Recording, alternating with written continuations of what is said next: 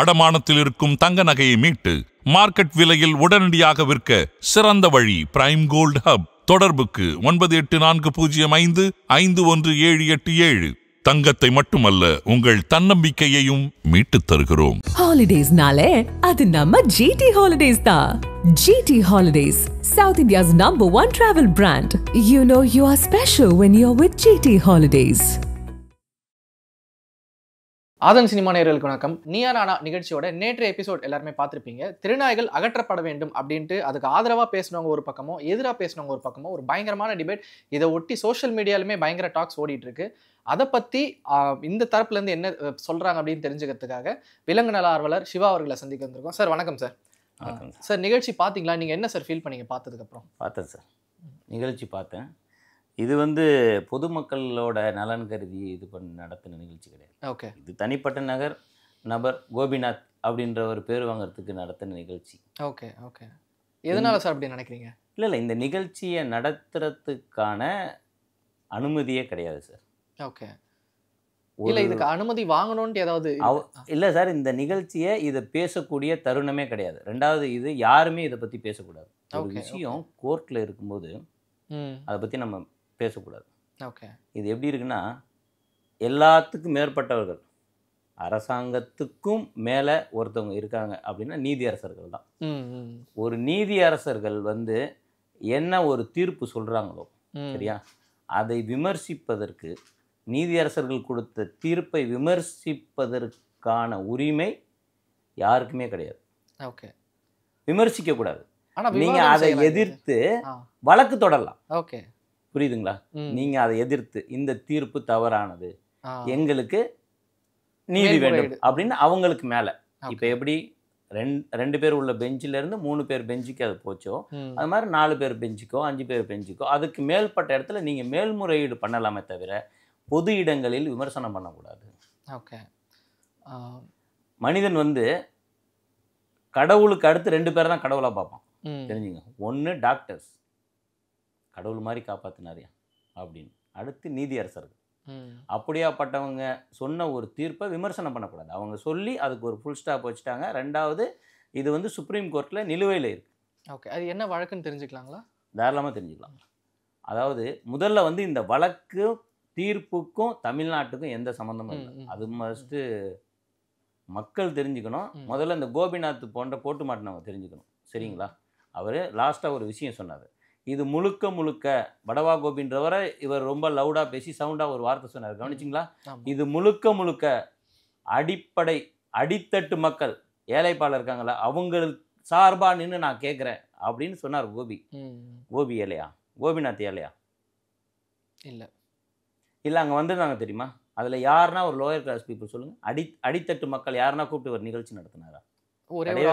Upper class, middle class, மேல்தட்டு மக்கள், நடுத்தட்ட மக்கள், இவங்க தான் அதில் கலந்துக்கிட்டவங்க. நீங்களே பார்த்துருப்பீங்க. எவ்வளவோ ஏழைப்பாளைகள் இருக்காங்க. முதல்ல சார், தெருவில் திரிகிற பிள்ளைங்களுக்கு, அந்த நாய்ங்களுக்கு உணவு வைக்கிறது யாருன்னு நினைக்கிறீங்க? எந்த அப்பர் கிளாஸ், எந்த மிடில் கிளாஸும் இல்லை. இவர் சொல்கிறார் தெரியுமா, லோயர் கிளாஸ் யாரை கடிக்குதுன்னு இவர் குறிப்பிடுறாரோ அவங்க தான் சாப்பாடு வைக்கிறாங்க. அவங்களுக்கே ஒரு வேளை சாப்பாட்டு கஷ்டம். அவங்க அதை அரை வேளை சாப்பிட்டுட்டு தன்னை நம்பி பக்கத்தில் படுத்துருக்க ஜீவனுக்கு அரை வேளை சாப்பாடு வைக்கிறாங்க. நீங்கள் பார்த்துருப்பீங்க நிறையா அந்த கிளிப்பிங்ஸ்லாம், அந்த இதெல்லாம் ஓடுது தெரியுமா? அந்த இன்ஸ்டாகிராம் இதெல்லாம் பார்த்தீங்கன்னா, ஒரு தெருவில் திரிகிற ஒரு பாப்பா இருக்கும். தெருவில் ரோட்டோரம் படுக்கிற பாப்பா. இவர் சொல்கிறாரு தெரியுமா, அந்த ஏழைப்பாளைங்க, அந்த ஏழைப்பாளை தான் அந்த பாப்பா. அந்த பாப்பா சுற்றி ஒரு 15 நாய்க்குட்டிங்க போகும். அந்த நாயோட முதுகில் ஏறி தான் அந்த பாப்பாவே போகும். 4 நாயை நிற்க வச்சு தெரு ஓரமாக அந்த நாய் மேலே தான் அந்த பாப்பா படுத்து தூங்குது. ஏன் சார் அந்த பாப்பாவை கிடைக்கல?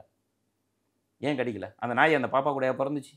ஓகே, ஆனால் இப்போ என்ன, நாய்கள் கடித்த நாய்களுக்கான விவாதமாக தான் சார் இது பார்க்க முடியும். கடிக்காத நாய்கள் ஏன் அந்த பாப்பா ஏன் கிடைக்கல நம்ம சொல்ல முடியாது இல்லைங்களா சார்? இப்போ சார், இது முழுக்க டாக் ஹேட்டர்ஸ், டாக் லவ்வர்ஸ், இவங்களுக்குள்ளே நடக்கிற ஈகோ பிரச்சனை. இல்லை, இது டாக் ஹேட்டர்ஸ்னே நம்ம கொண்டு போக வேண்டாம். இப்போ நம்ம வழக்குகளை பார்க்கலாம். கேரளாவில் நிறைய திருநாய் கடிகள் பார்க்கறதுனால இப்போ தமிழ்நாட்டிலையும் அது நிறைய மாநிலங்கள் அது வர ஆரம்பிச்சிருக்கு. அந்த ஒரு அப்சர்வேஷன் வச்சு தான் இந்த விவாதம் ஒன்று ஸ்டார்ட் ஆயிருக்கு. இது லவ் ஹேட்டுங்கிற இதில் பார்க்கணுங்கிற அவசியம் இல்லையோன்ற ஒரு கேள்வி. சரி, சாரோட இதுக்கே நான் வரேன், உங்களோட பாயிண்ட் ஆஃப் வியூவுக்கே நான் வரேன். சரிங்களா? நீங்கள் நினைக்கிற மாதிரி தப்பாக நினச்சிக்காதீங்க. மனித மிருகங்கள் குழந்தைங்களை கடித்து கொதறத்தை விட நாய்க்குட்டிங்க கடிச்சு கொத்துறது அங்கே எங்கே 1-2 நடக்குது. அதை விட இது அதிகம் இல்லை. முதல்ல தயவு செஞ்சு புரிஞ்சுக்கணும். நீங்கள் எல்லாம் தெரிஞ்சவங்க, பத்திரிகையில் இருக்கீங்க. கோபிநாத்தும் மிகப்பெரிய மேதாவி, பத்திரிகை இருக்கார். எடுத்து படித்து பார்த்தீங்கன்னா எதுவுமே என்னோட சொந்த கருத்து இல்லை. நீங்கள் சொல்கிற பத்திரிக்கையில் வர்றது உங்கள் மாதிரி பத்திரிகையாளர்கள் சொல்கிறத வச்சு தான் நானே சொல்கிறேன். சரியா?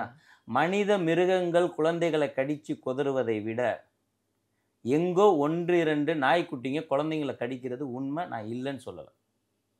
காரணம் நம்ம மேலேயும் தப்பு இருக்குது. குழந்தைங்களுக்கு அறம் சொல்லி கொடுத்து வளர்க்கணும்.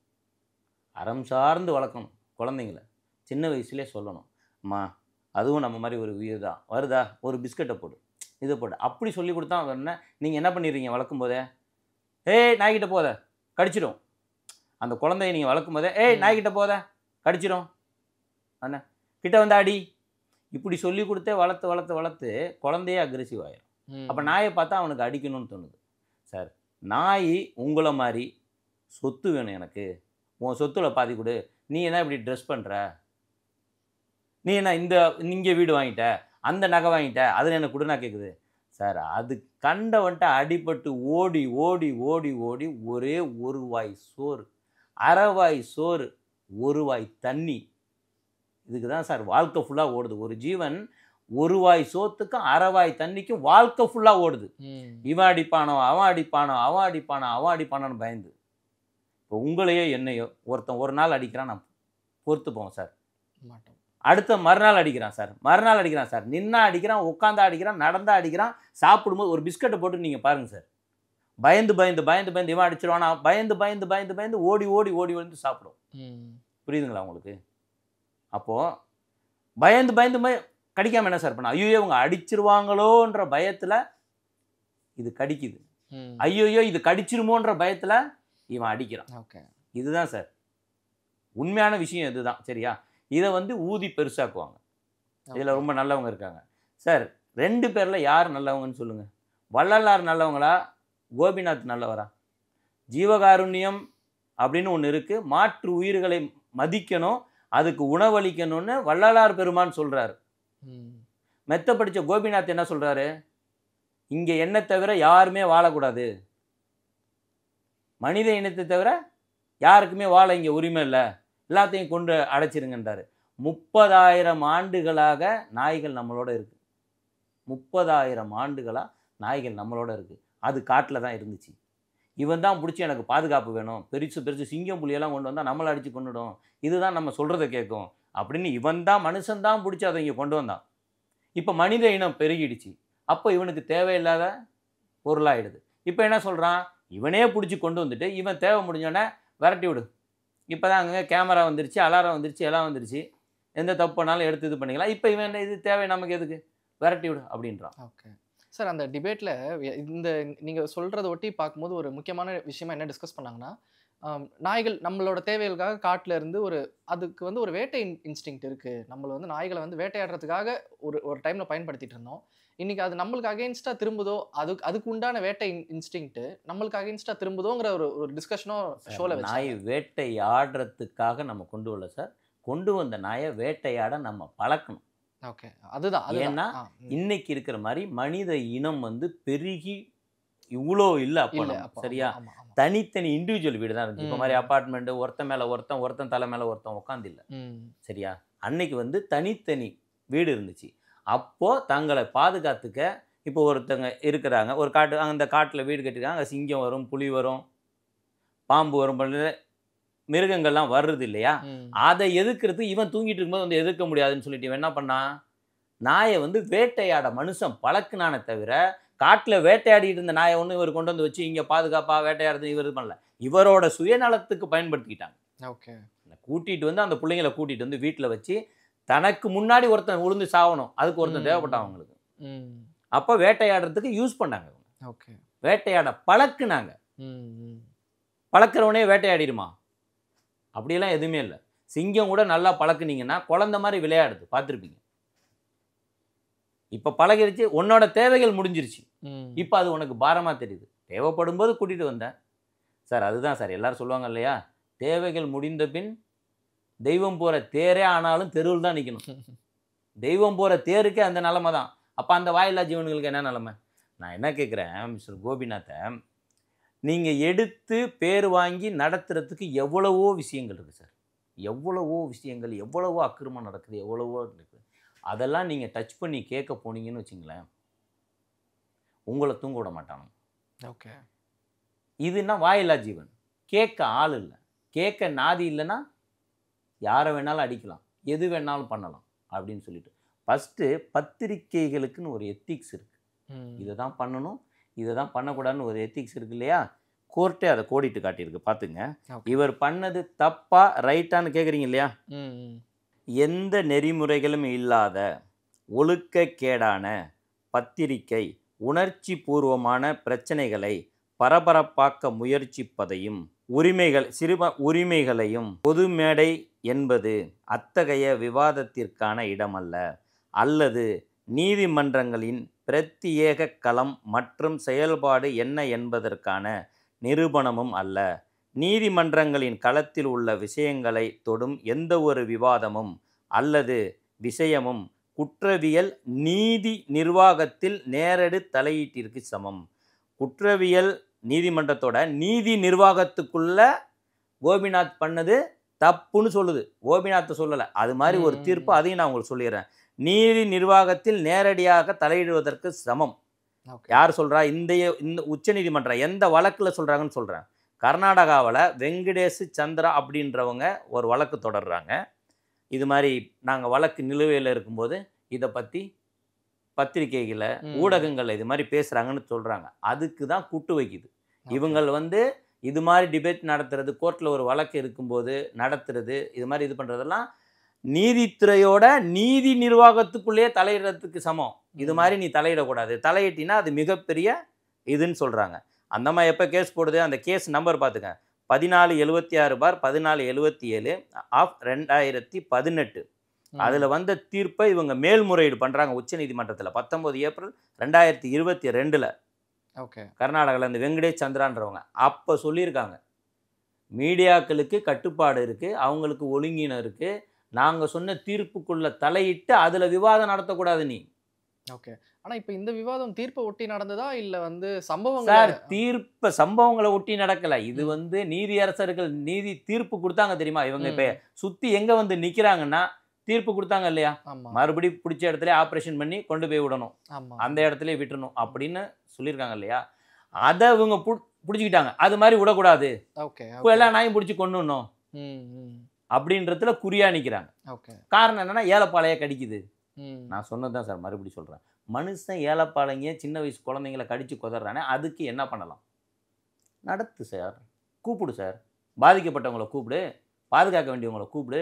ஏன் நீங்கள் பாதுகாக்கலன்னு கேளு. குழந்தைங்களை இது மாதிரி பண்ணுறாங்க, அப்யூஸ் பண்ணுறாங்க, இது பண்ணுறாங்க, இவ்வளோ கேசஸ் இருக்குது, கூப்பிடு, பாதிக்கப்பட்டவங்களை கூப்பிடு, ரெண்டு தரப்பு நியாயத்தையும் பேசு. நீ ஆம்பளை மனுஷன். இதுக்கே இவர் யாரை தெரியுமா சார் கூப்பிட்டுருக்கணும்? இப்போ இவர் நடத்தினார், கோர்ட்டை மீறி நடத்தினதே தப்பு. நீ அப்படி நடத்தி நீ யாரை கூப்பிடணும்? இதுக்குன்னு தமிழ்நாடு விலங்குகள் நல வாரியம்னு ஒன்று இருக்குது சார். ஓகே. தமிழ்நாடு விலங்குகள் நல வாரியம், அவங்கள தான் நீ கூப்பிடணும், அவங்கள தான் கூப்பிட்டு கேட்கணும். யார் ஒருத்தர் முதல்வர் ஆகுறாங்களோ அவங்க தமிழ்நாடு விலங்குகள் நல வாரியத்தோட சேர்மேன் ஆகிடுவாங்க. அவர் முதல்வரையாக, அவருக்கு நிறைய பணிகள் இருக்குது. அதற்கு கீழே உள்ள போஸ்டிங்கில் உள்ளவங்க இருக்காங்க. இப்போ இந்த TNAWBயோட ஹானரபிள் மெம்பர் சுருத்தின்னு ஒரு மேடம் இருக்காங்க. ஓகே. அவங்களுக்கு கீழே விவேகானந்தன் ஒரு சார் இருக்கார். அவங்களுக்கு கீழே சொக்கலிங்கன்னு ஒரு சார் இருக்கார். இவங்களை கூப்பிட்டு உட்கார வை, ஐயா இந்த மாதிரி பிரச்சனை இருக்குது, இதுக்கு நீங்கள் என்ன சொல்யூஷன் வச்சுருக்கு அப்படின்னு. இங்கேயும் யாரும் அரசாங்கமும் சும்மா இல்லை. அரசாங்கத்தில் என்ன பண்ணுறாங்கன்னு கோபிநாத்தை கூப்பிட்டு மீட்டிங்கில் உட்கார வச்சு பேசணுன்ற அவசியமும் இல்லை. அந்த சுருதி அப்படின்றவங்க தலைமையில், அந்த மேடத்தோட தலைமையில் டெய்லி முதல்ல இந்த தீர்ப்பு நமக்கானது இல்லை சார், அதை கோபிநாத்துக்கு ஃபஸ்ட்டு புரிய வைக்கணும் சார். ஓகே. மிஸ்டர் கோபிநாத் இது நமக்கான தீர்ப்பு இல்லை, இது யாருக்கான தீர்ப்பு? MCD, மெட்ரோ கார்ப்பரேஷன் டெல்லி, அங்கே உள்ள தீர்ப்பு. ஆனால் தமிழ்நாடு அரசாங்கம் என்ன பண்ணுது, நாளைக்கு யாருன்னா இதை இங்கே எடுத்துகிட்டு வருவாங்கன்னு சொல்லிட்டு வருமுன் காப்போம் அப்படின்ற மாதிரி இவங்க என்ன பண்ணுறாங்க, டெய்லி 20 பேர் சேர்ந்து இதுக்கான மீட்டிங் போடுறாங்க. அதை கோபிநாத்தை வச்சுக்கிட்டு போட முடியாது. ஓகே. என்ன பண்ணலாம், ஏது பண்ணலாம்? 75 புது ஷெல்டர் திறக்க போகிறாங்க. அதுக்கான டாக்டர்ஸ் அப்பாயின்மெண்ட் பண்ண போகிறாங்க, அதுக்கான ஹெல்ப்பர்ஸ் அப்பாயின்மெண்ட் பண்ண போகிறாங்க, அதுக்கான இடம் பார்த்துட்டாங்க. கவர்மெண்ட் செயல்பட்டுக்கிட்டு தான் இருக்குது. கவர்மெண்ட் செயல்படலை. அப்போ இவர் மறைமுகமாக என்ன சொல்கிறாரு, இவங்கெல்லாம் இது பண்ணுறாங்க, கவர்மெண்ட் வேடிக்கை பார்த்துட்டு இருக்குன்னு சொல்ல வராரா? என்ன சொல்கிறாருன்னு தெரியல. நீ இது மாதிரி விவாத மேடை நடத்துகிற, நீ என்ன பண்ணணும்? ஒருத்தர் உழுந்து கத்துறாருல, சீமான்னு ஒரு அண்ணன் கத்திட்டு இருக்காருல்ல, இந்த உலகம், இந்த பூமி மனிதனுக்கானது மட்டுமல்லடா மடப்பயல சொல்கிறார் இல்லையா? மனிதனுக்கானது இல்லை, ஆடு மாடு நாய் பூனை சிங்கம் புலி எல்லாத்துக்கானது. அதெல்லாம் சாகணும்னு நினச்சி அதெல்லாம் செத்தா நீயும் செத்துருவ அப்படின்னு ஒரு மனுஷன் தொண்டையை வச்சுட்டு கத்துறான் பாருங்க. அந்த மனுஷனை கூப்பிடு, உட்கார வை. ஏன்னா நீங்கள் இது மாதிரி ஊராக கத்திட்டு வரீங்க, இவங்க எல்லாத்தையும் பிடிச்சி கொல்லணும்னு சொல்கிறாங்க அப்படின்னு அவரை கேளு. ஓகே, அவரை கூப்பிட்டு கேட்க மாட்டேன். ஏன்னா இருந்தாலும் உன் கோட்டையும் கட்டிடுவார், உன் பேண்ட்டையும் கட்டிடுவார். அவர்கிட்ட நீ கேட்குற கொஸ்டினுக்கு ஒரு கொஸ்டின் கேட்டால் 100 பதில் சொல்லுவார். ஓகே, இவங்க வந்து இதுக்கு சாதகமாக தான் பேச போகிறாங்கிறத முன்கூட்டியே டிசைட் பண்ணிட்டு தான் இந்த ஷோ டிசைட் பண்ணிட்டு தான் சார் நடத்துகிறாங்க. இதை நான் சொல்லலை சார். நீங்கள் படவா கோபின்னு ஒருத்தர் கூப்பிட்டீங்கல்ல, ஆமாம், அவர் வந்து ஒரு பர்சன், அவருக்கு ஒரு இழப்பு, ரொம்ப நல்ல மனுஷன், அவங்கள ரொம்ப ரொம்ப நல்ல மனுஷன், ஹியூமன் பீயிங் உள்ளவங்க. அவங்களுக்கு நீங்கள் ஃபோன் அடித்து கூப்பிட்றீங்க, அவங்க எதுக்கு கூப்பிட்றீங்கன்னு கேட்குறாங்க. நான் சொல்லலை, இந்த வீடியோவில் படவா கோபி சாரே சொல்லியிருக்காரு. நான் கல்யாண வேலையில் இருந்தேன், என்னை வேகமாக கூப்பிட்டாங்க. சின்ன இது சார், நீங்கள் வீட்டில் நாய் வளர்க்குறீங்க இல்லையா, அதை பற்றி ஒரு 2 வார்த்தை சொல்லிட்டு போயிடுங்க அப்படின்னு கூப்பிட்டாங்க. அங்கே என்னை லாக் பண்ணி இல்லாத கேள்வியெல்லாம், எனக்கு சம்மந்தம் இல்லாத கேள்வியெல்லாம் கேட்டாங்க. அதுக்கும் நான் சரியான பதிலை சொன்னேன். அந்த பதிலை ஃபுல்லாக இவங்க எடுத்துட்டாங்க. இவங்களுக்கு ஃபேவரான பதிலை மட்டும் எடிட் பண்ணி வச்சுக்கிட்டாங்க. எடிட் பண்ணி வச்சுக்கிட்டு அதை போட்டுட்டு இன்னைக்கு என்ன திட்டு வாங்க விட்றாங்க. ஓகே, பப்ளிக் என்ன தப்பாக நினைக்கிறாங்க. நான் ஒரு மனிதாபிமானத்தோட கூப்பிட்றாங்களே, அந்த பிள்ளைங்களை பற்றி நல்ல வார்த்தை சொல்லுவோன்னு போனேன், அதை அப்படியே திருப்பி வச்சுட்டாங்க. அப்படின்னு நான் என்ன சொல்கிறேன், நீ ஏலப்பாலை கிடைக்குதுன்னு சொல்கிறீங்களப்பா. எனக்கு தெரிஞ்ச ஏலப்பாளைங்க, என் கண்ணுக்கு தெரிஞ்சவங்க, நான் உலகத்தையே சொல்ல விரும்பலை. சாய்ராபான்னு ஒரு அம்மா இருக்காங்க. அவங்களுக்கே சாப்பாடு காசு கிடையாது சார், நல்லா புரிஞ்சுங்க. அவங்களுக்கே சாப்பாடு காசு இல்லை. அவங்க யாரு சார்? ஏதாவது பொறுப்புல எல்லாம் அவங்களுக்கெல்லாம் பொறுப்பு கொடுக்க மாட்டாங்க. அவங்க எந்த பொறுப்புலையும் இல்லை, மனிதன்ற பொறுப்புல இருக்காங்க. மனிதாபிமானத்தோட நடந்துக்கிற மனிதன். இன்னொரு விஷயம், இஸ்லாமிய சகோதரர்களோட குர்ஆன்ல வந்து எனக்கு முழுசா தெரியாது, நாய் வந்து அவங்கள நக்கக்கூடாது அப்படின்றது.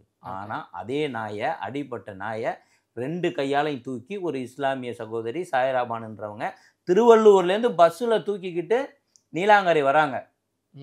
இது வரைக்கும் ஒரு 1000-2000 நாயை சரி பண்ணி விட்டுருப்பாங்க. யாசகம் வாங்குறாங்க, சார் இது மாதிரி அடிபட்டுருச்சு சார், கொஞ்சம் காசு இருந்தால் கொடுங்க சார், ஆப்ரேஷனுக்கு எனக்கு கொடுக்க வேணாம் சார், நீங்கள் டைரெக்டாக அந்த ஹாஸ்பிட்டலுக்கு கொடுங்க சார் சொல்லி இவ்வளோ நாய். அவங்க வீட்டில் கரண்டே கிடையாது சார். ஓகே, 30 பூனை வச்சுருக்காங்க சார். இவங்க ஆச்சு பிடிச்சினா ஒன்று பிடிச்சிருக்காங்க சார். எல்லாரும் எடுத்துக்கொண்டு உன் வீட்டுக்குள்ளே வச்சுக்கோ, எடுத்துக்கொண்டு ஒரு வீட்டுக்குள்ளே வச்சுக்கோ. மெட்டில்டா ஜீவராணின்னு ஒருத்தவங்க இருக்காங்க சார், கல்யாணமே பண்ணிக்கலாம். அவங்க இருந்த இடத்த முதற்கொண்டு விற்றுட்டாங்க. அவங்களுக்கு இருக்க இடம் இல்லை சார். இப்போ தான் ஒரு இடத்துல யாரோ ஒரு இடத்த வாடகைக்கு பிடிச்சி ஷெல்டர் கட்டி அவங்க ஆடு மாடு நாயெல்லாம் கொண்டு போய் வச்சுருக்காங்க. இவர் சொல்கிறாருல, ஏழைங்க தான் பாதிக்கப்படுறாங்க, ஏழைங்க, இவங்க எல்லாம் ஏழைங்க தான். கலான்னு ஒரு அக்கா இருக்காங்க, 300 நாய் வச்சுருக்காங்க வீட்டில். அவங்க ஒன்றும் பெரிய கோடீஸ்வரி கிடையாது. ஓகே, வாட்ச்மேன், ஒரு பேங்க் வாசலில் இருக்க வாட்ச்மேன், அவர் எடுத்துகிட்டு வர டப்பாவில் இருக்க சாப்பாடை பாதி சாப்பிட்டுட்டு அந்த பாதி சாப்பாட்டை அதுக்கு வைக்கிறாரு. அதுக்கு அடித்தா அவர் ஏன் சார் வைக்க போகிறாரு? 2 பேரும் ஒன்றாவா பிறந்தாங்க, நாய் அவர் ஒன்றாவா பிறந்தாங்க ஒரு அம்மாவுக்கு. அப்படி கிடையாது இல்லை, ஜீவகாருண்யம் சார். நம்மளை மாதிரி ஒரு ஜீவன் பசியில் இருக்கே அப்படிங்கிறாரு. இவருக்கு பசியாப்பம் கிடையாது சார், இவருக்கு புளிச்சாப்பம். இப்போ நம்ம திருவாளர் அவர் பேர் என்ன, கோபிநாத் சொல்லுவோமா இந்த நல்ல மனுஷனை பற்றி? இந்த நல்ல மனுஷன் ஒரு மிடில் கிளாஸை விட லோயர் கிளாஸ் காலேஜ், சாதாரணவங்களுக்கு ஒரு சின்ன டொனேஷன் வாங்கிட்டு நடத்துகிற காலேஜ். அந்த காலேஜுக்கு மோட்டிவேஷனல் ஸ்பீச்சுக்கு போகிறார். இவர் 2 லட்ச ரூபா இவருக்கு ஃபீஸு, 25,000 ரூபா கம்மியாக இருந்துச்சுன்னு ஸ்டேஜ் ஏற மாட்டேன்ட்டார். ஓகே, இவர் என் ஊருக்கு அருகில் உள்ளவர் தான். இவரை கூட்டிகிட்டு போனவரும் ஒரு பத்திரிகையாளர் தான். அவரும் இவர் ஊருக்கு அருகில் உள்ளவர் தான். அவரும் ஒரு மிகப்பெரிய பத்திரிகையாளர் தான். அவர் என்னோட நண்பர் தான், இவரோட நண்பர் தான். அவர் தான் இவரை கூட்டிகிட்டு போகிறார். ஸ்டேஜ் ஏற மாட்டேன்ட்டார். அந்த கவரில் 25,000 ரூபா கம்மியாக இருந்துச்சுன்னு சொல்லிட்டு மோட்டிவேஷனல் ஸ்பீச்சுக்கு போகிறார். யாருக்கு சார் வேணும் உங்கள் மோட்டிவ்? நீ ஃபஸ்ட்டு நீ அடுத்தவங்களுக்கு ஸ்பீச் கொடுக்கணும். நம்ம ஆளுங்களுக்கு என்னென்னா, தன்னோட தாய் என்ன கஷ்டப்படுறாங்க, தன்னோட தந்தை நம்மளை படிக்க வைக்க என்ன கஷ்டப்படுறாரு, தன்னோட சகோதரியை கல்யாணம் பண்ணி கொடுக்கணும், தன் நிலைமை, குடும்பத்து நிலைமையை நினச்சி பார்த்தாலே உனக்கு படிப்பு இடிப்பு எல்லாமே தன்னால் வந்துடும் சார். இது ஒருத்தன் வந்து உன்னை மோட்டிவேட் பண்ணணுன்னு என்ன இருக்குது? அவனுக்கு மட்டும் என்ன 20 மாதத்துலையா பிறந்தான்? அவனுக்கு எக்ஸ்ட்ரா மூளையாக கொடுத்துருக்காரு? கிடையாது. மனுஷன் அது ஒன்று எதிர்பார்க்குறான். எவனா வந்து நம்ம மோட்டிவேட் பண்ணணும், பின்னாடி இன்னும் ஒருத்தன் மோட்டிவேட் பண்ணணும்னு. எதுக்கியா? உனக்கு சொந்த மூளை இருக்கியா? உன் பேரண்ட்ஸ் என்ன கஷ்டப்படுறாங்கன்னு தெரிஞ்சாலும் நீ மோட்டிவேட் ஆகிடுவ. முடிஞ்சு போச்சு. இதுக்கு ஒரு மோட்டிவேட் இவர் வரணுமா? இதுல எல்லாம் இவர் எடுத்துக்கிட்டாரு. தன்னை ஃபஸ்ட்டு சரியா நீ சாக்கடையில் நின்றுக்கிட்டு அடுத்த உயிர் மேலே இது பண்ணாத. நீ இருக்க தெரியுமா ஒரு மீடியா, அந்த மீடியாவே நாத்தம் முடிச்ச மீடியா.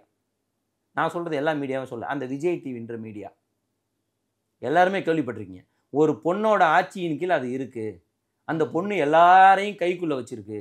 எந்த விஷயத்தில் ஒரு பொண்ணு கைக்குள்ளே வைக்க முடியும்? அதில் இருக்கிற ஒரு பொண்ணு விஜய் டிவியில் எல்லாரையும் கைக்குள்ளே வச்சுக்கிட்டு, மணிமேகலைன்ற ஒரு பொண்ணு சொன்னாங்க, எல்லாரையும் கைக்குள்ளே தன்னோட கைக்குள்ளே வச்சுக்கிட்டு எங்கள் எல்லாரையும் அடிமையை விட கேவலமாக நடத்துது. அந்த பொண்ணு சொல்கிறது தான் விஜய் டிவியே. ஓகே அப்படின்னு மொத்த விஜய் டிவி உங்கள் குடுமி எல்லாத்தையும் ஒரு பொண்ணு கையில் வச்சு ஆட்டுனுச்சுல. நீ நிற்கிற இடத்த ஃபஸ்ட்டு க்ளீன் பண்ணி சுத்தமாக வச்சுங்க கோபிநாத். அப்புறம் நீங்கள் அடுத்த இடத்த க்ளீன் பண்ண வரலாம். புரியுதா உங்களுக்கு? இதுதான் சார், வேற ஒன்றும் கிடையாது. இது வந்து முழுக்க முழுக்க அவரே சொல்கிறாரு. ஐயா நான் எதிர்ப்பு வந்திருக்கேன்னா ஏழைப்பாளையங்களை கடிக்குது, நீ ஒரு 100 ஏழைப்பாளைய கொண்டு வந்து உட்கார ஐயா, உட்கார வச்சு நடத்து. நடுநிலை யாரா அண்ணன் சீமான இல்லை அந்த TNAWBல இருந்து அந்த மேடம் இருக்காங்க, 4-5 பேர் இருக்காங்க, அவங்கள கூப்பிடு. உண்மை என்னன்னு விளங்கும். உனக்கு எதுவுமே தெரியாமல் உன்னோட கருத்தை கொண்டு போய் மக்கள் மனசில் திணிக்கிறதுக்காக வேண்டி சரி நீ எடுத்து இல்லை எல்லாரும் பேசுனதை ஓப்பனாக போடு. ஓகே படவகோபி சார் சொல்கிறார்ல, நாங்கள் என்ன பேசணுமோ அதை போடட்டுங்க. ஏன் நாங்கள் பேசுனதெல்லாம் எடிட் பண்ணிவிட்டு நல்ல விஷயத்தெல்லாம் எடிட் பண்ணிவிட்டு வேண்டாத விஷயத்த மட்டும் சொல்லி எங்களுக்கு கெட்ட பேர் வாங்கி கொடுத்துட்டு ஏன் இவர் நல்ல பேர் எடுக்கிறாருன்னு அவரே ஒரு பேட்டியே கொடுத்துட்டாரு. இப்போ கூப்பிட்டு அவரெல்லாம் நல்ல ஒரு ஹியூமன் பீயிங். அதை சொல்கிறதுக்கு வந்தவரை பிடிச்சி அவரை ஒரு பெரிய குற்றவாளி மாதிரி பப்ளிக்கில் ஆக்கி விட்டுட்டாரு. இவர் நல்ல மனுஷன் மாதிரி. சொல்லுங்கள் சார். ஓகே சார், இப்போ இந்த நேற்று நடந்த நிகழ்ச்சியில் ஒரு ப்ரோமோ ஒன்று வந்து வைரல் ஆயிடுச்சு சோஷியல் மீடியாவில். என்னென்னா இந்த சைடு நாய்களுக்கு ஆதரவாக பேசினவங்க சில நாய் மாதிரி குறைக்கிற மாதிரி அது எப்படிப்பட்ட லாங்குவேஜில் நம்மளோட உரையாடுங்கிற மாதிரி பேசினாங்க. அந்த ப்ரோமோவை பார்த்துட்டு ஒரு சில சமூக ஆர்வலர்கள் எழுத்தாளர்கள் என்ன சொன்னாங்கன்னா, ஒரு விவாதம் எப்போ ஒரு விவாதம் ஆரோக்கியமாக இருக்கும்னா இந்த தரப்புடைய வாதத்தையும் கேளுங்க, இந்த தரப்புடைய வாதத்தையும் கேளுங்க, இந்த 2 வாதத்தை 2 கருத்தோட மோதுங்க. இன்னொருத்தவங்களோட ஏளனமாக பார்த்து நீங்கள் சிரிக்கிறது இருக்கு இல்லையா, அவங்க அந்த மாதிரி பண்ணுறாங்கிறத வந்து நகைப்போட பார்க்கறது வந்து நல்ல. இது அந்த மாதிரி அவங்க பண்ண வைக்கப்பட்டார்கள். அவங்கள வந்து டெம்ப் பண்ணுறாங்க அவங்க. அதுதான் சார் இது வந்து நடுநிலையாக நடந்த விவாதம்னா இப்போ மற்ற நடுநிலையாளர்கள்லாம் சொல்கிறாங்க இல்லையா, ஒரு இருதரப்பினர் கருத்தையும் கேட்டு நீங்கள் அந்த விவாதத்தை முடிங்க. கருத்தை கேட்டு தீர்ப்பு சொல்கிறதுக்கு இவர் ஒன்றும் நீதியரசர் கிடையாது. புரியுதா? கருத்தை கேட்டு தீர்ப்பெல்லாம் இவர் சொல்ல முடியாது. அவர் 2 பேரும் விவாதம் பண்ணிக்கிறாங்க, அதை பப்ளிக்கு நம்ம போட்டு காமிக்கிறோம். பப்ளிக் அதுக்கான தீர்ப்பு அவங்க சொல்லுவாங்க. சரியா? இவர் தீர்ப்பு சொல்கிறதுக்கு இவர் என்ன இவரா? அப்படி கிடையாது. நல்ல நடத்துகிறத நியாயமாக நடத்துன்னு சொல்கிறாங்க. ஆனால் இவங்க என்ன பண்ணுறாங்கன்னா, இவங்க கொண்டு போய் உட்கார வச்சு அவங்கள டெம்ப் பண்ணி விட்டு அவங்கள ஒரு ஜோக்கர் மாதிரி அந்த இடத்துல காமிச்சு இது பண்ணிட்டாங்க. அதில் வந்த யாருமே வந்து ஓப்பனாக சொல்லுவோம் சார், அதில் வந்ததெல்லாம் கோபிநாத் கூட செல்ஃபி எடுக்கிறதுக்கு. ஓகே சோ உங்களுக்கு நாய்கள் மீது ஆதரவா பேசுனவங்க மேலயே உங்களுக்கு விமர்சனம் இருக்கதா சொல்றீங்க? கண்டிப்பாக இருக்கு. ஓகே ஓகே கண்டிப்பா இருக்கு. நான் என்ன விஷயத்துக்கு வந்தனோ அந்த விஷயத்தை தான் பார்க்கணுமே தவிர நாய் இப்படி குலைச்சிது அப்படி குலைச்சின்னு அவங்க உங்களை டெம்ப் பண்ணி காமெடியன் ஆக்குறாங்க. அதை கூட உங்களுக்கு இது பண்ண தெரியல அப்படின்னாக்க அப்புறம் நீங்க எதுக்கு அங்கே போறீங்க? புரியுதா? புரியுது. இவங்களுக்கு என்ன தெரியுமா சார், நாளைக்கு சில பேர் 1-2 பேர் அதில் கருத்து பேச போனாங்க, அவங்களையும் அவங்க காமெடி ஆக்கிட்டாங்க. மற்றவங்க போனவங்களாம் எதுக்கு தெரியுமா, நாளைக்கு இப்போ மாலுக்கு போகிறாங்க எங்கன்னா போகிறாங்கன்னு வச்சுங்க, ஏய் அங்கே பாருமா தெரியுதா யாருன்னு, அதான் நம்ம நீயா நாளால் வர மாட்டாங்க இந்த நாயை பற்றி பேசுனாங்களே. இவங்களுக்கு புகழ் வேணும். கோபிநாத்துக்கும் அதுதான் வேணும், இவங்களுக்கும் அதுதான் வேணும். இவங்கெல்லாம் புகழ் விரும்பிகள். மாற்று உயிரினங்களை வாழ வைக்கணும் அப்படின்றது யாருக்கும் இங்கே அந்த கருத்து இல்லை. புகழ் விரும்பிகள். உங்களுக்கு தெரியுமா, ரோட்டில் போகும்போது நீ எதுனா ஒன்று பண்ணு, ரோட்டில் போகும்போது என்ன 10 பேர் திரும்பி பார்க்கணும், அவ்வளோதான். நான் யாருன்னு என்னை பற்றி அவங்க பேசணும், அதுக்காண்டி இவங்க போகிறவங்க. இவங்க அதை விட்டுருங்க. நேற்று நடந்துருவது இதுவே கிடையாது. அவரோட தனிப்பட்ட இது, அது 4 பேரை கூட்டி வச்சு அவங்க காமெடியன் ஆக்கி இவர் என்ன சொல்ல வந்தாரோ அந்த கருத்தை கடைசியில் சொல்லிட்டு போயிட்டார் இவர். Okay sir. ஓகே சார், இந்த நேர்காணலில் வந்து நான் என்ன ஒரு கன்க்ளூஷன் நோக்கி முடிக்கலாம் அப்படின்னா, என்ன கேள்வியை முன் வச்சு ஒரு கன்க்ளூஷனாக போகலாம் அப்படின்னா, இப்போது ஒரு தரப்பு நாய்கள் வந்து அவங்களுக்கான இடமும் தான் இது, இந்த உலகம்ங்கிறது பிற பிராணிகளுக்கான இடம் தான் அப்படின்னு சொல்கிறாங்க. பட் இந்த சைடு நாய்கள் மட்டுமே ஒரு டாப்பிக்காக எடுத்து பார்க்கும்போது இந்த சைடு வந்து இல்லை, அதனால சில நோய்கள் வருது. இப்போ கடிக்கிறதா இருக்கட்டும், இப்போ அந்த நாய்கள் துரத்திட்டு வந்ததுனால ஒரு மகன் இறந்ததா ஒரு தந்தை சொல்லியிருந்தாரு. இப்போ இது 2 தரப்பையுமே பார்த்துருப்பீங்க சார். இப்போது எல்லாருக்குமான ஒரு ஆரோக்கியமான கன்க்ளூஷன் என்னவா இருக்கும்னு நீங்கள் நினைக்கிறீங்க சார்? சார் இந்திய அரசியலமைப்பு சட்டத்தில் அண்ணல் அம்பேத்கர் அவர்கள் எதில் என்ன எழுதியிருக்குன்னா, நமக்கு வாழ்வதற்கு எந்த உரிமை இருக்கோ நம்ம கூட்டிகிட்டு வந்து பழக்கிய ஜீவன்களுக்கும் அந்த உரிமை இருக்குது. நமக்கு வாழ்கிறதுக்கான உரிமை எந்த அளவு இருக்கோ அந்த அளவு உரிமை அவங்களுக்கும் இருக்காது. இதுதான் சரிங்களா. மற்றபடி இது கோர்ட்டுக்கு போகும்போது விவாதமாகும்போது நீதியரசர்கள் வந்து சில உத்தரவை சொல்கிறாங்க. அவங்க சொல்கிறது என்னன்னாக்கா, பிடிங்க, பர்த் கண்ட்ரோல் பண்ணுங்க, திரும்ப எந்த இடத்துல பிடிச்சிங்களோ அதே இடத்துல திருப்பி இனப்பெருக்கத்தை கட்டுப்படுத்து. இனப்பெருக்கத்தை கட்டுப்படுத்தினீங்கனால கொஞ்சம் கொஞ்சம் இதாயிடும். அதில் ஆன்டி ரேபிஸ் போடுங்க, வேக்சின் பண்ணுறாங்க, அரசாங்கம் வந்து பண்ணுறாங்க. சார் இவங்க என்ன தெரியுமா சார், இன்னைக்கு தீர்ப்பு வந்துச்சுல்ல, கவர்மெண்ட்டே நாளைக்கே இதை முடிக்கக்கூடாது அப்படியெல்லாம் பண்ணவே முடியாது சார். யாருமே பண்ண முடியாது. இமீடியட் சொல்யூஷன் கிடையாது சார். சொல்யூஷன் இருக்குது சார். முதல்ல இங்கே வந்தாங்க தெரியுமா நல்லவங்க, இவங்க எல்லாரையும் ப்ரீடு டாக் வாங்குறத நிப்பாட்ட சொல்லுங்க சார். வெளிநாட்டு நாய்களை எடுத்துட்டு வந்து இங்கே ப்ரீட் பண்ணி விற்கிறாங்க தெரியுமா. 2 சொல்யூஷன் சார். 1 பர்த் கண்ட்ரோல், அது வந்து நம்பர் 1. ஒரு 5 நாய்கள் இருக்க வேண்டிய தெருவில் 10-15 நாய்கள் இருக்கக்கூடாதுங்கிறது சொல்ல வரீங்க. ஆமாம், இருக்கக்கூடாது. பர்த் கண்ட்ரோல் பண்ணணும், பண்றாங்க அரசாங்கம். இல்ல அவங்க ஒண்ணு வேடிக்கை பார்த்துக்கலாம் இல்ல, அரசாங்கம் பண்றாங்க. சரியான அதுல கீழ் மட்டத்துல தவறுகளும் இருக்கு, நான் இல்லைன்னு சொல்லல, புரியுதா. அதாவது அரசு சரியான இது எடுத்துட்டு இருக்கு, அது கீழே வர அதிகாரிகள் தப்பு பண்றாங்க, மிகப்பெரிய தப்பு பண்றாங்க. அரசாங்கம் ஒவ்வொருத்தரையா கண்காணிக்க முடியாது. டிபார்ட்மெண்ட் போட்டாங்க, டிபார்ட்மெண்ட் உள்ள ஐஎஃப்இசியில வந்து நல்லவங்களா போட்டு இதை பார்த்துங்கன்னு சொல்லலாமே தவிர அவங்களும் ஒவ்வொரு இதாக டெய்லி போயிட்டு ஒவ்வொருத்தரையாக போய் திருத்திட்டு இருக்க முடியாது. இதில் வந்து ஹியூமன் பீயிங் கண்டிப்பாக வேணும் சார். இதில் கீழ்மட்ட லெவலில் பொறுப்பில் இருக்கிறவங்க இதை வந்து சரியாக நடைமுறைப்படுத்தணும். படித்து இருந்தால் இன்னைக்கு இந்த பிரச்சனை டிபேட்டே வந்திருக்காது.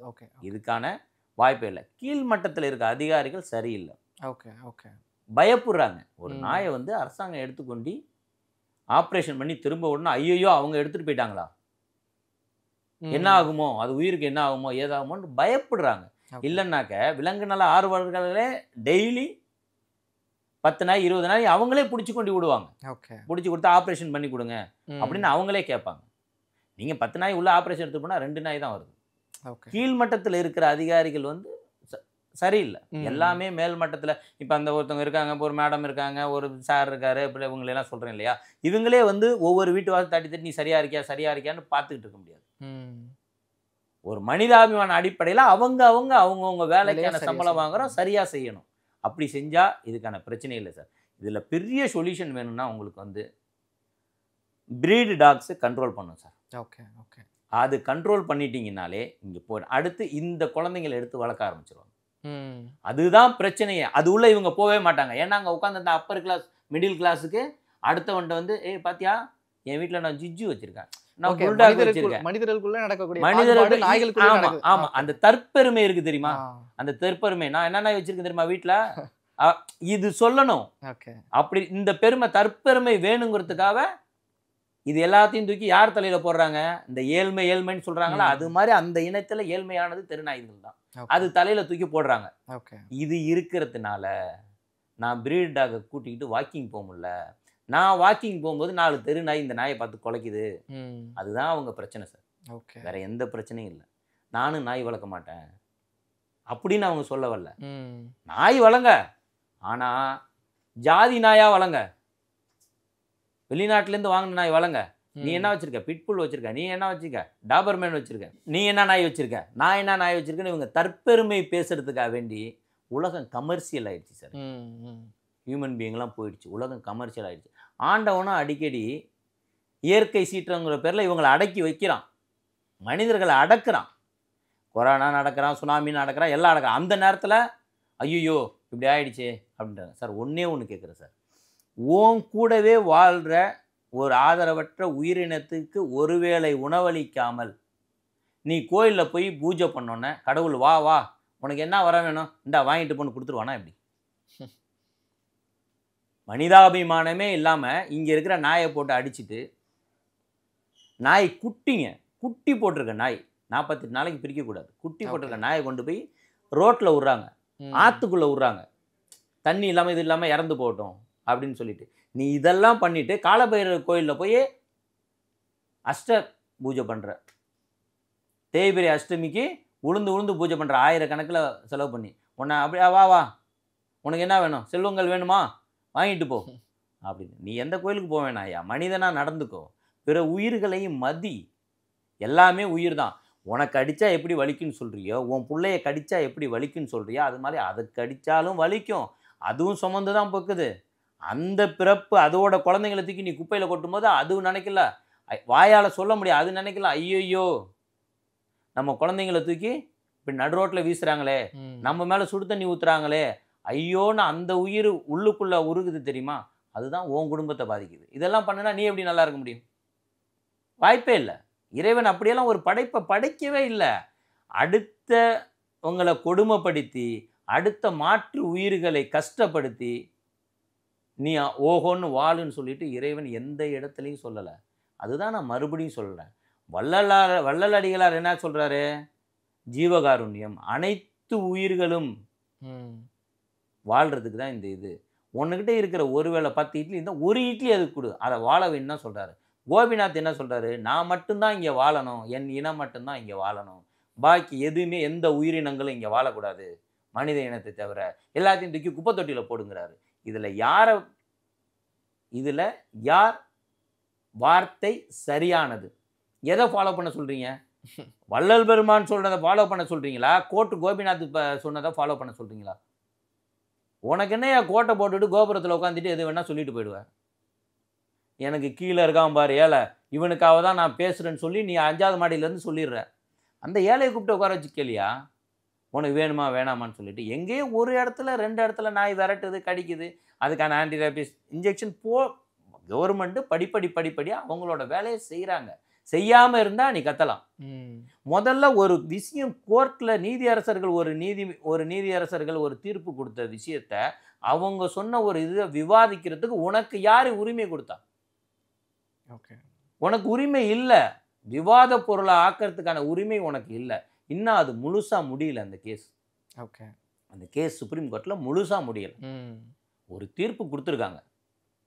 2 பேர் இருந்த பெஞ்சில் நீதியரசர்கள் சொன்னதுக்கு இல்லை பரவாயில்ல, அப்படி இல்லை, நீங்கள் என்ன பண்ணுங்கள், பழைய முறையை ஏபிசி பண்ணிவிட்டு எந்த இடத்துல இருந்துச்சோ அந்த இடத்துல விடுங்க, அரசு இது மேலே கவனம் செலுத்தணும் அப்படின்னு அவங்க டெல்லிக்கு சொன்னோன்னே எல்லா ஸ்டேட்டில் இருக்கவங்களும் அலர்ட் ஆகிட்டாங்க. அதுவும் தமிழ்நாட்டில் இருக்கவங்க எல்லா ஸ்டேட்டை விட ரொம்ப வேகமாக செயல்படுத்துறதுக்கான மீட்டிங் டெய்லி 20 பேர் வச்சு மீட்டிங் போடுறாங்க. Daily Tamil Nadu animal welfare board வந்து டெய்லி 20 பேர் ஆஃபீஸர்ஸ் உட்காந்து மீட்டிங் போட்டு என்ன பண்ணுறது ஏது பண்ணுறது என்ன பண்ணுறது இந்த ஜட்ஜ்மெண்ட் வந்ததுலேருந்து அலைசி ஆராய்ஞ்சிக்கிட்டு இருக்காங்க. அவங்கள கூப்பிட்டு நீங்கள் என்ன பண்ணுறீங்கன்னு நீ கேட்டாலும் பரவாயில்ல, எதுவுமே இல்லை. உன் சுயநலத்துக்கு நீ பேர் எடுக்க, நீ புகழ் வாங்குறதுக்கு கூப்பிட்டு வச்சுக்கிட்டு இது இப்படி பண்ணிடலாம், அப்படி பண்ணிடலாம், இது தப்பு அது தப்பு அப்படின்ற அளவுக்கு வந்துட்டார். நீயா நானா வந்து இந்த லட்சுமி ராமகிருஷ்ணன் ஒன்று நடத்துவாங்கல்ல, சொல்வதெல்லாம் உண்மை மாதிரி வந்துருச்சு. அதுதான் போக போக இது சொல்வதெல்லாம் உண்மை, அவ்வளோதான். அது மாதிரி கண்டென்ட் இருந்தால் தானே பார்ப்பாங்க. இந்த நேரத்துக்கு எது கிடைக்குதோ அதை எடுத்து நம்ம கடையை ஓட்டிடணும், கடையை வச்சு கடையை ஓட்டிடணும் அப்படின்ற விஷயத்துக்கு வந்துட்டாங்க. 1-2 பத்திரிகைகள் தான் இன்னும் வந்து அந்த எத்திக்ஸ் அப்படின்றத ஃபாலோ பண்ணுறாங்க. பத்திரிகை தர்மம், பத்திரிகையாக ஒரு பாக்கி எல்லாமே கமர்ஷியல் ஆகிட்டாங்க. இன்றைக்கி என்ன ஓடுது, இதை எடுத்து எத்தனை பேர் போடுறான் பாருங்க. கோபிநாத் நடத்தினதை எடுத்து சோசியல் மீடியான்ற பேரில் எத்தனை பேர் இதை பப்ளிசிட்டி பண்ணுறாங்க பாருங்க. அரைச்சமாவே அரைச்சி அரைச்சி அரைச்சி அரைச்சி சார் நடக்காத ஒன்று இருக்கும் சார், அதை சோசியல் மீடியாவில் பயங்கரமாக போடுவாங்க. நாய்க்கு அந்த தீர்ப்பை என்னன்னே படிக்கல, உடனே போட்டாங்க. நாயை பிடிப்பவர்களுக்கு சாப்பாடு வைக்கிறவங்களுக்கு 25,000 2 லட்ச ரூபா தடுத்தா ஃபைனு அப்படின்னு. அது அப்படி அந்த தீர்ப்பில் அப்படி இல்லவே இல்லை. 25,000 இனிமே இது மாதிரி இது மேலே மேலே மேலே கேஸ் போட்டு நீங்கள் வந்து நியூசன்ஸ் பண்ணிங்கன்னா, தனிநபர் கேஸ் போட்டால் 25,000 கோர்ட்டுக்கு ஃபீஸ் கட்டணும். நீங்கள் கேஸ் போடணுன்னா என்ஜிஓ என்ன மாதிரி என்ஜிஓஸ் போட்டால் 2 லட்ச ரூபா ஃபீஸ் கட்டணும். அப்போ தான் இந்த மேலே மேலே கண்டவங்களும் கேஸ் போடுறது கம்மியாகுங்கிறதுக்காக கோர்ட்டு சொன்னது. இதை உடனே இவங்க என்ன பண்ணிட்டாங்க, இந்த பாலிமர்னு ஒரு தொலைக்காட்சி இருக்குது, அவங்க என்னவோ அதை படித்து பார்க்கணும் சார். எது வந்தாலும் நீங்களாக இருந்தாலும் நானாக இருந்தாலும் அந்த ஜட்ஜ்மெண்ட்டை வாங்கி படிக்கணும். படிக்கிறதே இல்லை, காது வழி செய்தி செவி வழி செய்தி எது கேட்குறீங்களோ அதை பெருசாக்கி உடனே போட்டுருது. நாய் பிடிக்கிறவங்களை தடுத்தா 25,000 2 லட்ச ரூபா ஃபைன் அப்படின்னு சொல்லிட்டு. நாயை அடித்தால் எவ்வளோ ஃபைன்னு தெரியுமா? 5 வருஷம். ஒரு நாயை அடித்தா. தமிழ்நாடு அனிமல் வெல்ஃபேர் போர்டில் AWBயே அதான் சொல்லுது. அவங்களோட கடமைன்னு என்ன சொல்கிறாங்கன்னு பாருங்கள். அவங்களோட கடமைகள் என்னன்னு சொல்லிடுறேன். நான் சொல்லலை. தமிழ்நாடு பிராணிகள் நல வாரியம், சரியா, என்ன சொன்ன, ஒன்றிணைவோம், பிராணிகளின் உணர்வுகளை மதிப்போம், நலம் காப்போம், பிராணிகளை பிராணிகளை துன்புறுத்தப்படுவதிலிருந்து பாதுகாத்தல், பிராணிகளை தொல்லை மற்றும் பயத்திலிருந்து காத்தல், பிராணிகளை பருவநிலைக்கு தகுந்தவாறு பராமரித்தல், பிராணிகளை தாகம் மற்றும் பசியிலிருந்து காத்தல், பிராணிகளை அவற்றின் இயல்போடு வாழ வகை செய்தல். இது எல்லாம் யாரோட வேலை? தமிழ்நாடு பிராணிகள் நல வாரியம். அதே மாதிரி AWBI, animal welfare board of India, அவங்களும் அதை தான் சொல்கிறாங்க. சுப்ரீம் கோர்ட்டும் இதை தான் சொல்லுது. ஓகே. அண்ணன் கோபிநாத் மட்டும்தான் எதுவும் வாழக்கூடாது, நான் மட்டும்தான் வாழணும் அப்படின்னா, இவர் சகாரா பாலைவனத்தில் தனியாக ஒரு பங்களாவை கட்டிக்கிட்டு போய் அப்படின்னா யாருமே இருக்க மாட்டான் சுற்றி. இவர் ஃபேமிலி மட்டும் இருக்கலாம், யாரும் இருக்க மாட்டான். ஓகே, நிம்மதியாக இருக்கலாம். ஓகே, ரொம்ப நன்றி சார். நிறைய விஷயங்கள் உங்களுக்கு நீயான மேலே இருந்த விமர்சனங்கள் தாண்டி இது இது உள்ள இன்சைட்ஸாக கவர்மெண்ட் என்ன சொல்லுது, கோர்ட் என்ன சொல்லுது, அதிகாரிகள் என்ன மாதிரியான நடவடிக்கைகள் எடுத்திருக்காங்க அப்படிங்கிறதெல்லாம் பகிர்ந்துக்கிட்டீங்க. மறுபடியும் இந்த மாதிரி இன்னொரு டிபேட்டில் சந்திப்போம். கண்டிப்பாக. ரொம்ப நன்றி. நன்றி.